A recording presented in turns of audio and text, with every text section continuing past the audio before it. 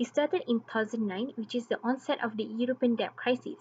Greece announced its budget deficit would be 12.9% of its GDP, which is 4 times higher than the European Union's limit. While in 2010, it was the first bailout for Greece. Greece announced a plan to lower its deficit to 3% of GDP in 2 years. The International Monetary Fund and European Union agreed to provide Greece with 110 billion euros for 3 years. And the Prime Minister on that time, it was Prime Minister Papandreou, he commits to austerity measures. While in 2011 until 2014 it was the second Greek bailout, the European Financial Stability Facility added 190 billion euros to the bailout. Bondholders finally agreed to the haircut, and Greece's economy grew 0.7% from before. For 2015, it was the third bailout approved. The government misses a payment to the IMF, International Monetary Fund, and the prime minister on that time, it was Prime Minister Tripas. He proposed a referendum, and during that time emergency capital controls and limited bank withdrawals are on set, and there are also new rescue package from the European Union. In 2016, it continued from previous years, which is in continued with the austerity measures. The European Union European Stability Mechanism dispersed loans to use the funds to pay the interest on its debt. While in 2017, Greece creditors tussled over debt relief. The Prime Minister Tripas agreed to cut pensions and broaden the tax base.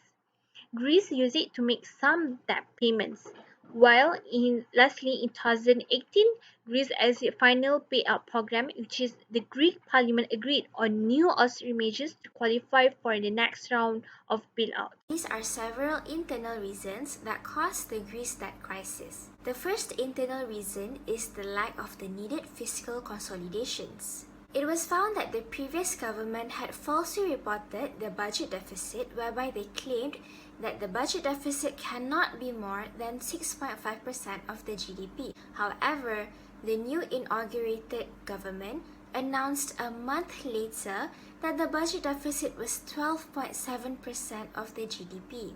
This is a huge difference and has greatly reduced the credibility of the government. Secondly, it is the unsustainable levels of public debt. When the new government was inaugurated, they implemented an economic policy program in hopes to increase the household income. This was done through extensive borrowings from the markets. However, this backfired because it increased the debt to GDP ratio. More importantly, the government already had high levels of spending. The country also received a sum of 110 billion euros as a rescue package, agricultural subsidies, and also infrastructure financing. Besides that, Greece was running on a current account deficit and also a budget deficit, or what you call as a twin deficit. This pushed the government to issue bonds with shorter maturities with higher interest rates. Investors were worried at how risky their levels of debt they had, thus requiring a higher return to compensate. Therefore, this has caused the failure of the government to meet its intertemporal budget constraints for the future good of the country's economy. The huge reduction in the competitiveness of the Greek economy is also one of the main causes of the crisis. What has happened is that firstly, labor costs have risen significantly faster than in productivity. In 2011, pension increases represented 11% of Greece's GDP, which is the highest in the Eurozone. Secondly, the private economic activity was strongly impeded by the public administration. And thirdly, compensation for sums in exports with the improvement in services was also unsuccessful. So as a result, the Greek state lived far beyond its means and become immensely indebted. According to the article that I have found, another factor that contributed to the instability of Greek economy was the lack of solidarity at European Union level.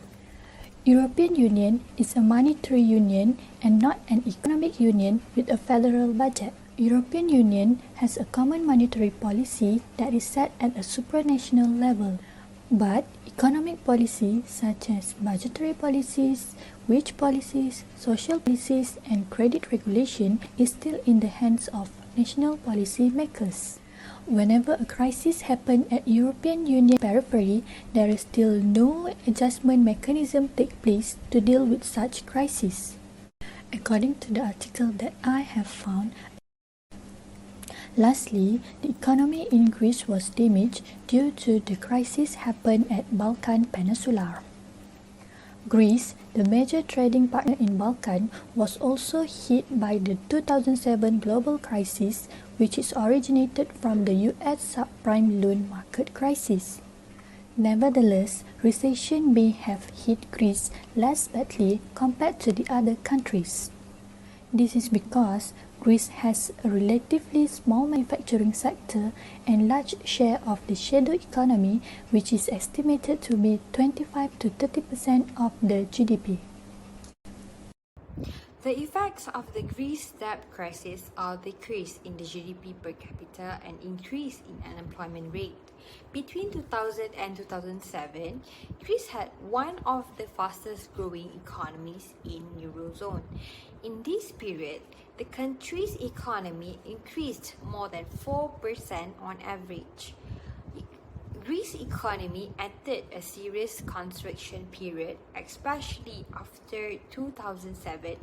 Based on the graph, it can be seen that the negative effects of the crisis were seriously felt in the European Union, and the Eurozone experienced the greatest recession of its history in 2009.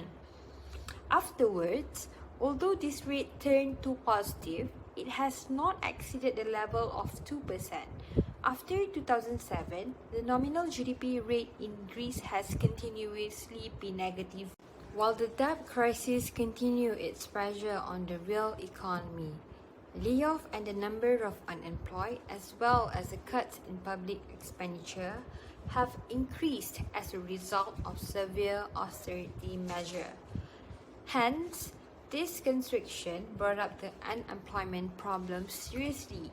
The unemployment rate, which was 7.6% in 2008, increased rapidly and it reached the level of 17.3% in 2011. This rate is estimated to be 23.8% in 2012. While job losses involve an unusually high number of workers, loss of earnings for those still in employment was also significant.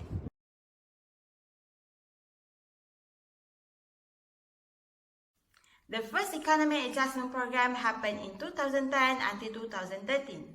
Many of the policies implemented during the first program was for the structural reform that will enhance the fiscal discipline and overall efficiency of the economy and restore the Greece's credibility for the private investor. During this time, Greece borrowed 110 billion euro from the involved troika, which are the Eurozone, IMF and ECB. The second adjustment program happened in 2012 until 2014, where they were more focused on the fiscal reform and public debt restructuring. During this time, new support package was approved, amounted to 109 billion euro.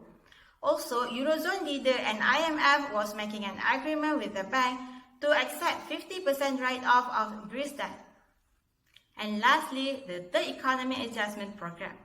The third program is a continuity from the second program, which focuses on restoring fiscal policy, safeguarding the financial stability, and reforms public administration. The biggest bailout in global finance also happened in this period, amounted to 289 billion euro.